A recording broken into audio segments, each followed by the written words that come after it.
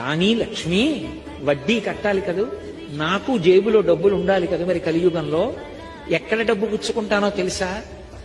నేను డబ్బు పుచ్చుకోవాలంటే ఒకడున్నాడు, వాడు పరమ ధర్మాత్ముడు, పరమభక్తి తత్పరుడు, నన్ను నమ్ముకుని ఉన్నవాడు. వాడు కోరికతో రాడు, తండ్రిని చూడకుండా ఉండలేక వచ్చినట్టు నన్ను చూడాలని వాడు వస్తాడు.